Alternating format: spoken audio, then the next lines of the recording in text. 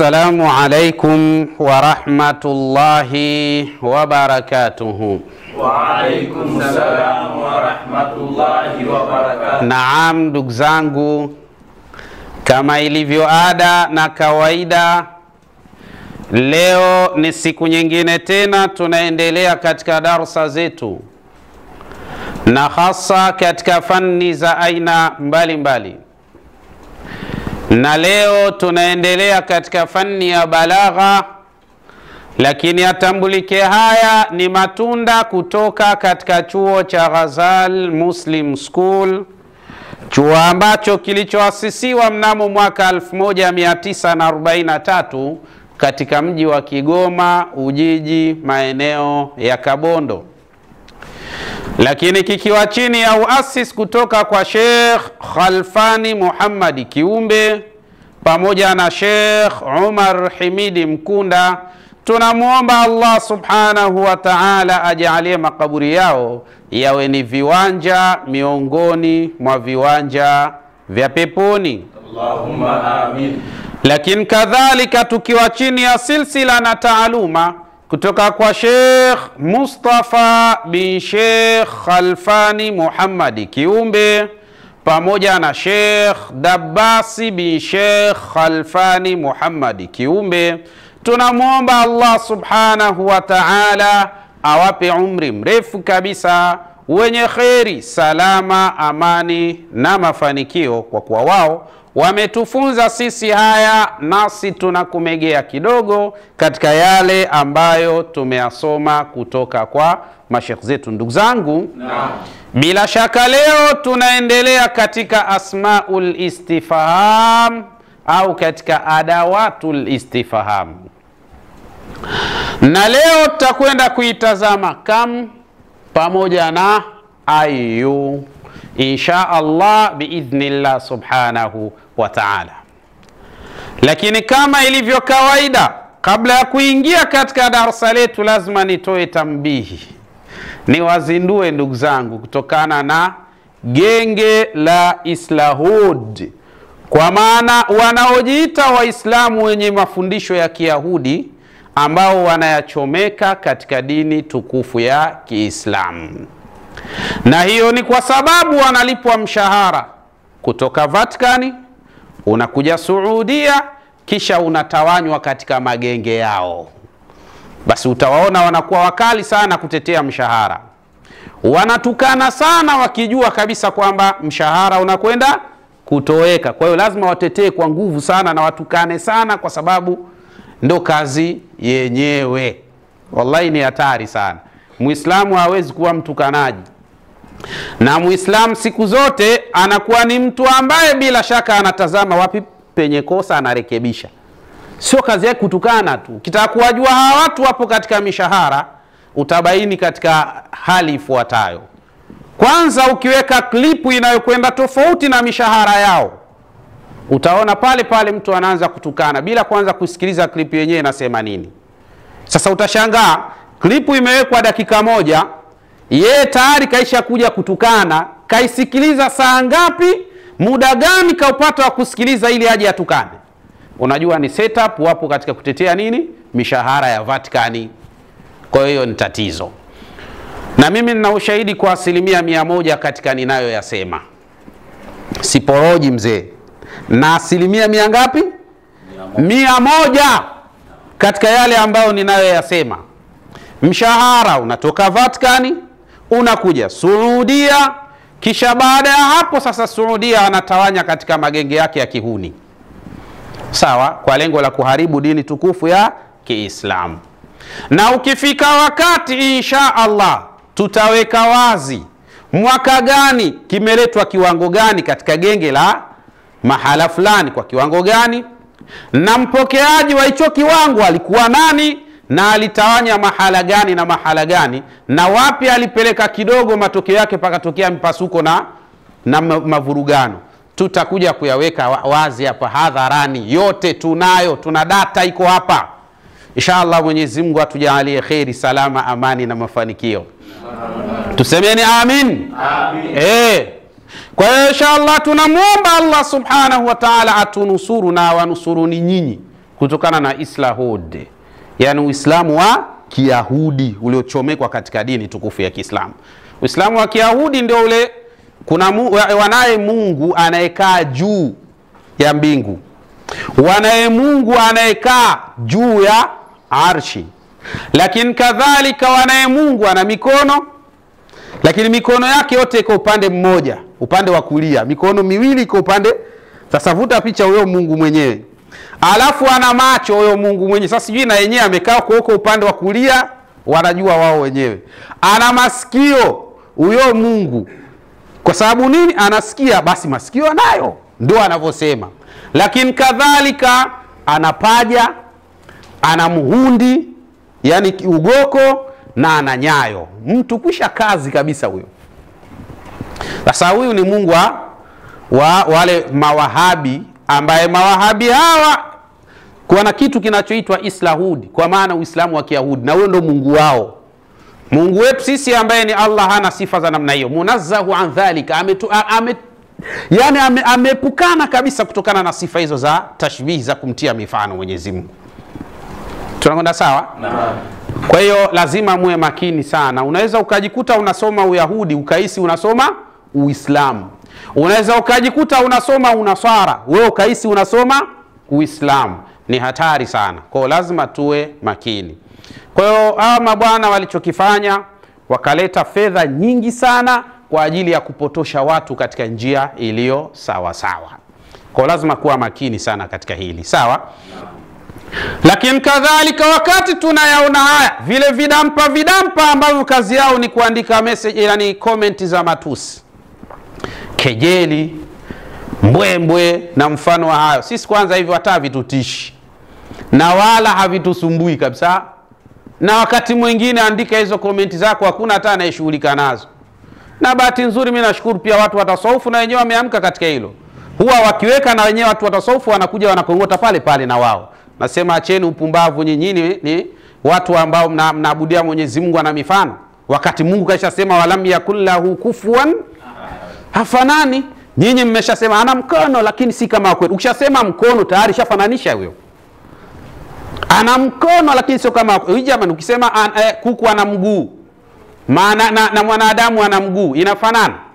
Lakini ukishasikia neno mguu tayari ina taswira. Ikishatengeneza taswira maana yake nini? Tayari kusha kazi mwili huo. Sasa Mungu mwenye mwili, kwa sisi Waislamu hatuna Mungu wa staili hizo. Tunaelewana vizuri? Sisi tuna Mwenyezi Mungu Subhanahu wa Ta'ala ambaye hafanani na chochote na wala hana kaifia. Mwenyezi Mungu Subhanahu wa Ta'ala. Tunaelewana vizuri? Haya, na jambo jingine ambalo nawazindueni tuingie katika darasa yetu fupi leo. Katika jambo jingine ambalo nawazindueni, eti nimeona kuna mtu anasema analeta Waarabu ili wamsaidie. Hivi jamani, klipu za Waarabu ndio nimeanza kuzituma leo. Inaonyesha kabisa wa jamaa hata hawajitambui. Klipu za Waarabu ndio nimeanza kuziweka leo katika chaneli yangu. Warudi miaka miwili nyuma. Fuatilia tu, kwa sababu hii chaneli yangu ina takriban video zinafika 2600 na kidogo. Arudi nyuma, atazame zile klipu jinsi, na atakuta hizo klipu za Waarabu nilishaanza kuziweka toka miaka miwili mitatu iliyopita huko. Utazikuta. Unakuja kushangaa leo tikaweka zimsaidie. Mimi naka klipu zinisaidie nini? Nina maarifa, naweza kupopotoa vibaya mno. Lakini naheshimu kauli ya wale ndugu zangu wananiambia tunakuomba. Yaani hiyo ndo nayoheshimu basi. Lakini hakuna wahabi yoyote duniani ana uwezo wa kunishinda kihoja. Hayupo. Kwa sababu hizo hoja zenyewe ni kama uzi wa buibui tu. Dhaifu mno ukizisikiza hizo hoja zao. Eti Mungu yuko juu kwa sababu watu wakiomba dua wananyanyua mikono hivi. Hiyo ndio hoja kweli ya msingi. Haya, ukimuuliza Mungu pale Al-Kaaba tunapoelekea ndio yuko pale? Pale hayupo. Sasa tofauti yake nini ya kunyanyua mikono hivi na kuelekea pale Al-Kaaba? Tofauti yake nini? Tena hatari zaidi, ukiacha kuelekea kule Al-Kaaba ukaelekea mashariki huko, swala yako inakuwa ipo. Sasa hii hatuoni kama hoja ya msingi sana ingekuwa ni, lakini dua unaweza ukaomba usinyanyue hata mikono na dua ikaenda. Ukaomba tu Rabbana atina fid dunya hasana, hata mikono yenyewe usinyanyue na dua ikaenda vizuri tu. Lakini swala ukiacha kuelekea kibla inakuwaje? Unayo. Kwa hiyo Mungu ndio yuko pale sasa. Unasemaje hapo? Hoja za kipuuzi kabisa, wallahi wa rasuli. Hatari sana. Basi inshallah mimi niseme Mwenyezi Mungu atujalie kila la kheri. Tunaomba atupe ufahamu na uelewa ambao ulikuwa mzuri kabisa. Kwa hiyo zile mbwembwe si jibu na mjibu nani? Mtu mpuuzi kabisa na kuwajibu watu wajinga. Rudi kule Pongwe ukajibu maswali ulioulizwa. Alafu kwanza mimi nashukuru Mzee Hussein. Kuna mtu mimi kanipigia simu usiku wa jana. Akanambia, "Shekhe, kwanza pongezi kwako." Hivyo ananiambia. Nikamuuliza, "Naam shekhi wangu, kwa nini?" Sijajua pongezi hiyo napongezwa kwa jambo gani. Huyo mtu yuko Norway. Akanambia, "Pongezi kwako." Kwa nini? Anasema kuna mihadhara imewekwa inakusema vibaya. Lakini katika hiyo mihadhara imenipa fursa mimi sasa kufuatilia chaneli yako. Nilikuwa sikujui.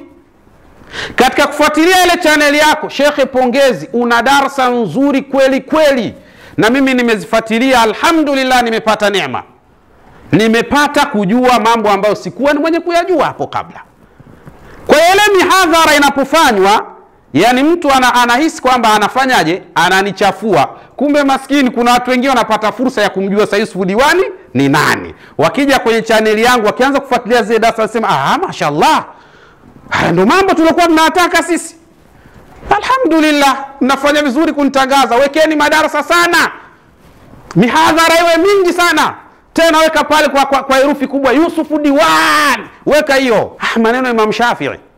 Anasema, "Yukhatibuni safihu bikulli qubhin." Ananielezea mimi mtu mpumbavu katika kila aina ya ubaya. Imam Shafi'i anasema, "Fa akrahu an akuna lahu mujiban." Mimi nachukia sana kuwajibu watu wapuzi, wajinga wa kiasi hicho. Imam Shafi'i anasema, "Kwa nini nikiacha kuwajibu watu wajinga? Yazidu safahatan fa azidu hilman." Jamii yenye akili sawa inawaona kwamba wale watu ndio wapumbavu sana, wanamsema asiyewajibu. Wale watu wanaona kabisa huyu ni mtu safi ambaye hajibu, na yule ambaye anamsema mtu vibaya wanasema pumbavu huyu. Tena inakuwaje? Kahudin, namna ilivyo yale maneno yako ya hovyo na ya ajabu unavyomsema, basi inakuwa ni kama udi. Zadahu al-ihraqu tiba. Jinsi unavyozidi kuungua ule udi ukahisi unaukomoa, ndivyo unazidi kutoa harufu nzuri. Kanipigia simu mtu kutoka Norway. Ananiambia, "Mimi nilikuwa sikujui, lakini kutokana na zile darasa mihadhara iliyowekwa inakuzungumza wewe." Mimi sikuishia pale kwenye ile mihadhara tu. Nikasema, hebu kwanza nimtafute kwanza huyu mtu. Anasema nikakusearch YouTube. Nikakuta akaunti yako ina mada nyingi sana. Jana nimepata fursa ya kusikiliza mada zaidi ya 17. Anasema hivyo. Na kila nilokuwa nikisikiliza inazidi kunivutia kuendelea kusikiliza. Alhamdulillah, mnafanya kazi nzuri sana sasa ya kutangaza majambo. Alhamdulillah. Wewe unahisi unachafua? Mzee, si hatuchafuki hivyo mzee. Kwa hiyo watu wapuzi, wajinga kuwajibu ni kupoteza. Ni kupoteza nini? Wajinga wanaachana nao. Sasa vile wanavyohisi kwamba Yusuf Diwani, kuna watu sasa wanapata fursa. Hebu tumtazame kwanza Yusuf Diwani ni nani? Wanaingia katika akaunti yetu. Wakiingia katika akaunti yetu wanatazama majambo, wanasema, "Kuna mtu yuko safi kabisa huyu." Alafu pale wanapata picha. Wahuni wapo katika kumchafua mtu bora. Wanapiga simu watu. Wengine wanatuma message, wengine nazo kabisa hizo sauti zao wengine. Tusemeni la ilaha illa Allah. La ilaha illa Allah. Kwa hiyo mimi niwaambie na niwape taarifa tu, wafanye mihadhara kwa wingi. Tena wafanye kwa wingi sana. Itakuwa ni nzuri zaidi. Afu mimi napenda, nafurahi sana napoona ile mihadhara. Wallahi nafurahi sana. Naona raha zaidi. Hainisumbui, hainipi tabu, wala hakuna mtu wangu hata mmoja anashughulika na ile mihadhara eti kuona kwamba huyu ndio mtu mbaya sana. Bali unawapa fursa ya wasionijua pia wapate fursa ya kuja kunisoma vizuri, kisha baada hapo wanasema fitna tu za wahuni hawa. Kwa hiyo inshallah Mwenyezi Mungu ajalie kila la kheri. Sisi ni udi mzee, jinsi unavyochoma ndio jinsi unavyozidi kupata umaarufu mzee. Utasumbuka sana na utapata tabu sana. Kwa hiyo tunakwenda katika darasa letu. Naam. Katika darasa letu leo tunakwenda kutazama hii kam. Sawa? Kam maana yake ngapi? Sawa? Watu wa balagha wanasema hii kam lil istifham, ni ada ambayo inayotaka kufanyaje? Kufahamu. Wa yutlabu biha ta'yinu adadin mubhimin au mubhamin. Tunaona sawa? Lakini kadhalika na hutafutiwa kwa hii kam au huuliziwa kwa hii kam ta'yinu adadin mubhamin. Sawa? Kwa ajili ya kubainisha idadi ya fumbo. Ukisema kam maana yake ngapi? Kam buyuti bana, ni nyumba ngapi aliyezijenga? Unataka ta'yinu adadin mubhamin, unataka kubainisha idadi ya fumbo. Kwa hiyo unataka kujua sasa. Ka kaulihi ta'ala, kama vile Mwenyezi Mungu Subhanahu wa Ta'ala alivyosema ndani ya Qur'an katika suratul Kahfi aya ya 19. Allah anasema kam labithtum, mmekaa muda gani nyinyi? Kam labithtum, mmekaa muda gani nyinyi? Hizi habari zilikuwa zinaelezea ashabul kahfi walipolala pale pangoni kwa muda mrefu. Mwenyezi Mungu alipowaamsha, sawa, akawauliza hapa mmekaa muda gani? Wakasema kama ni muda mchache tu. Baada ya pale Mwenyezi Mungu Subhanahu wa Ta'ala anawabainishia kwamba alilala miaka 300. Fazdadu 9, na ikazidishwa 309. Watu wamelala tu usingizi. Mungu alikuwa anawageuza upande wa kulia na upande wa kushoto wakiwa na mbwa wao.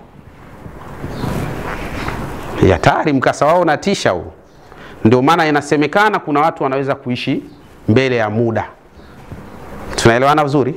Na kuna watu wanaweza kuishi nyuma ya muda. Ogopa sana watu wanaishi mbele ya muda. Sasa wanatoka wale mabwana pangoni, anamtuma mtu akawatafutie chakula. Wanakwenda kule, wana pesa zao. Wanaonyesha zile pesa, wanaambia hizi pesa karne 3 zishapita ndio zilikuwa zinatumika pesa hizi. Kweli si watu tumelala jana tu. Basi na hivyo hivyo ndio watu wanavyofufuliwa. Yaani utaona kama siku kama jana tu hivi umelala au leo tu hivi. Kumbe umekata miaka na miaka. Mwenyezi Mungu anatisha jamani. Sasa Mwenyezi Mungu Subhanahu wa Ta'ala anasema kam labithtum, mmekaa muda gani? Maana yake yusal biha an ta'yin adadin mubhamin. Hii huulizia kutaka kubainisha idadi ya fumbo. Au unasema miaka 3, maana yake sasa ile idadi ya fumbo unafanyaje? Unaibainisha. Ndio inatumia neno kam katika hali za namna hiyo. Tunakwenda sawa? Lakini tutakwenda kuona katika darasa zetu zijazo, hii kam inawezekana ikatoka katika maana ya asli ikaenda ila maanin ukhra, ikaenda katika maana nyingine. Hizo maana nyingine inaenda kutafuta nini? Sawa, tustafadu min siyaqi al-kalam, ambayo inaweza kujulikana kupitia siyaqi ya maneno. Ndio unajua kamu hii ni kamu gani, kamu khabaria au kamu imekaa katika hali ya namna gani. Sawa, na mfano wa hayo. Tunakwenda sawa? Kwa hiyo anasema wakam lil istifham wa yutlabu biha ta'yinu adadin mubhami, na hii imekusudia kwa ajili ya kubainisha idadi ya mubham, ka kaulihi ta'ala, kama maneno ya Allah aliposema kam labithtum, ni muda gani mmekaa nyinyi hapa. Tunakwenda sawa? Wa ayu, na neno ayu tafsiri yake halisi ni gani? Sawa?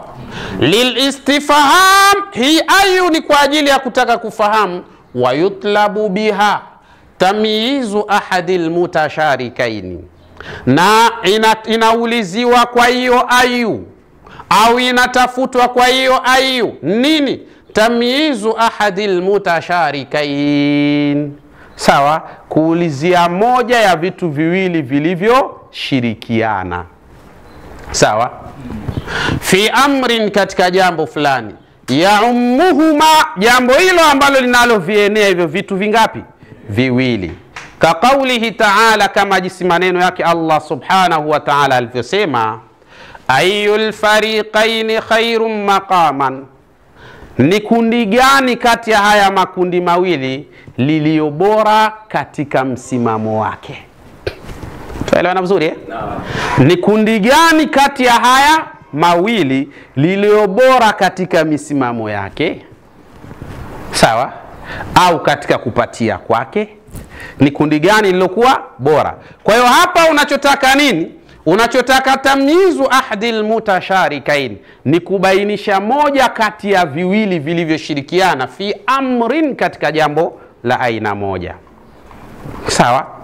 Hawa wote wawili wameshirikiana katika kujenga, lakini unauliza ni mjenzi yupi aliye bora kati ya hawa wawili? Sawa? Mjenzi yupi aliye bora kati ya hawa? Kwa hapa unataka taayin, ubainishe sasa fulani bana ni mjenzi bora. Manake hao wote wawili wameshirikiana katika jambo la ujenzi. Huyu ni mjenzi na huyu ni mjenzi. Lakini unataka kujua sasa ni yupi kati ya hawa wawili aliye bora. Ndio natumia neno ayu, ni yupi kati yao. Tunakwenda sawa? Suratu Maryam aya 73. Wa yus'alu biha, na ili neno ayu huuliziwa kwayo ani zaman, unaweza kuulizia muda. Ili neno ayu lenyewe linaweza likauliza muda vile vile. Likawa kama unavyouliza mata, wakati gani, basi ayu unaweza ikatumika katika hali za namna hiyo. Sawa?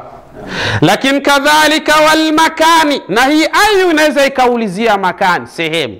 Yani ayu inaweza ikawa na maana ya aina. Tunaelewana vizuri eh? Sawa? Wal hali, lakini kadhalika na hii ayu inaweza ikaulizia hali. Yani ayu inaweza ikawa na maana ya kaifa. Tunaelewana vizuri eh?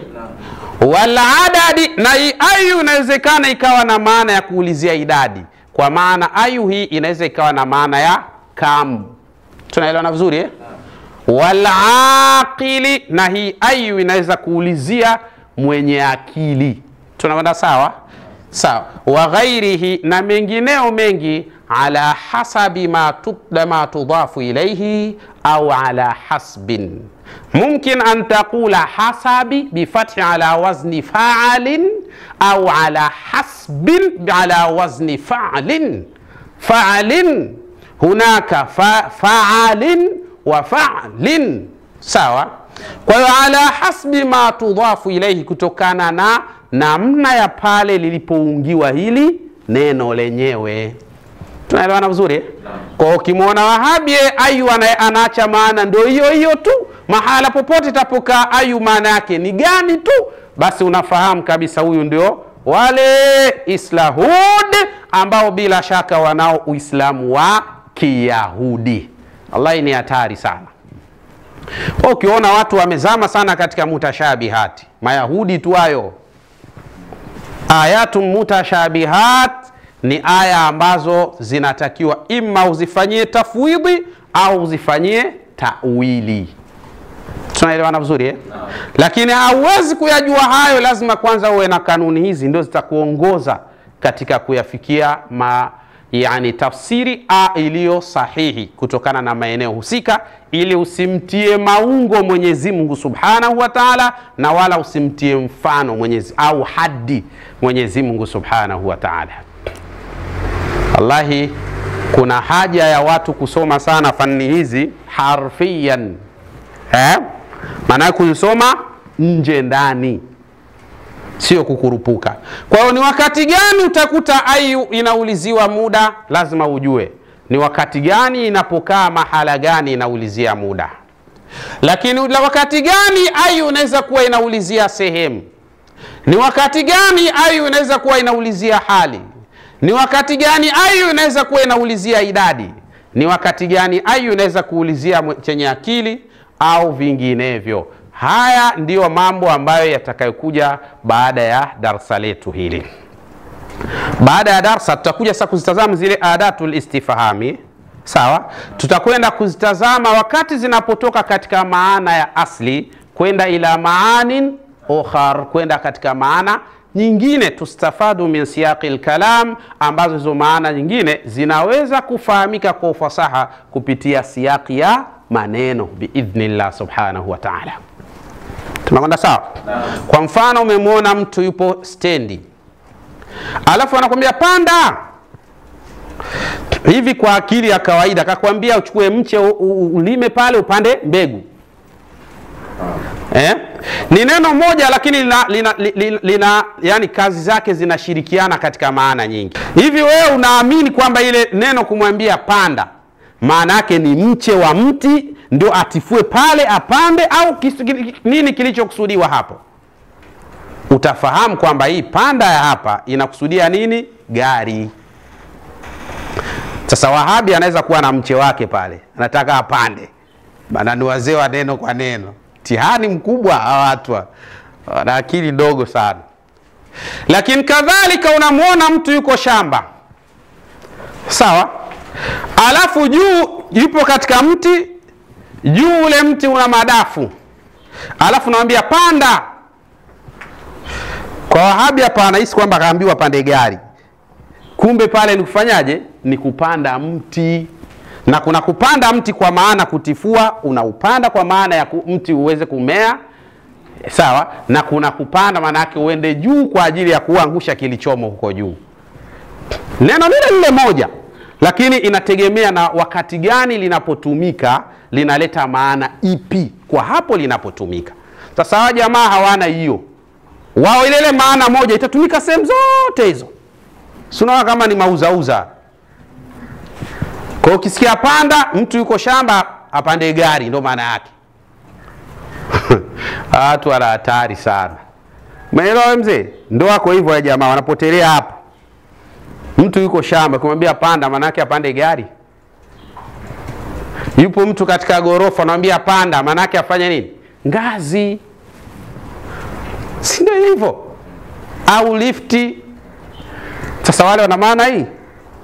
Wakisikia panda maana yake kama ni gari tu. Matokeo yake waliokuwa shamba akiambiwa panda maana yake apande gari. Alikuwa katika ghorofa akiambiwa panda apande gari. Alikuwa basi ili mradi matatizo matupu kwa hawa watu. Kwa nini? Fani hizi hawana. Matokeo yake makelele na vurugu zimekuwa nyingi, wanatuletea Islahudi, Uislamu wa Kiyahudi. Ni hatari sana. Mwenyezi Mungu atulinde na awanusuru pia katika haya. Na mwisho kabisa niseme ya Rabbi na kuomba warehemu wazazi wetu pamoja na mashekhi zetu. Ya Allah, haya tunayafanya Mola wetu ikiwa tunapata thawabu. Ya Rabbi tunakuomba thawabu zetu wapelekee wazazi wetu pamoja na mashekhi zetu, kwa kuwa wao ndio chachu sisi kuyajua haya, kwa hurma na utukufu wako ya Allah ya Rabbal Alamin. Insha Allah. Assalamu alaikum wa rahmatullahi wa barakatuh. Wa alaikum salam wa rahmatullahi wa barakatuh. Na bila shaka lau mtapouona ujumbe huu mtakimbizana huku na kule kuhakikisha mnalifanya hili jambo ambalo bila shaka ni jambo bora kabisa kabisa. Allahumma, Mwenyezi Mungu tunakuomba kwa kila yule ambaye atakayefanikisha sisi kufanikiwa kupata vifaa hivi, ya Rabbi nayo mfanikishie katika yale anayoyatamani katika mazuri yaliyo katika nafsi yake, kwa hurma na utukufu wako. Ewe ndugu yangu tunahitaji laptop kutoka kwako. Ewe ndugu yangu tunahitaji desktop kutoka kwako. Ewe ndugu yangu tunahitaji kamera kutoka kwako. Ewe ndugu yangu tunahitaji stendi, mataa, ili ofisi yetu na kadhalika studio yetu iweze kuwa imara zaidi. Boreshaji ni nani? Ni wewe ndugu yangu, na bila shaka unaweza pale utapoamua kulisimamia hili. Lakini kuna yule ambaye anasema mimi uwezo wa kamera sina, lakini changu kidogo ninaweza. Tutafute kwa namba hizo, insha Allah tutapokea mchango wako, na bila shaka tutanyanyua mikono kumwambia Mola wetu, huyu sio tajiri bali ameyafanya haya kwa mapenzi katika dini yako. Mola wetu, ya Rabbi nawe mpe mazuri kwa hurma na utukufu wako ya Allah ya Rabbal Alamin.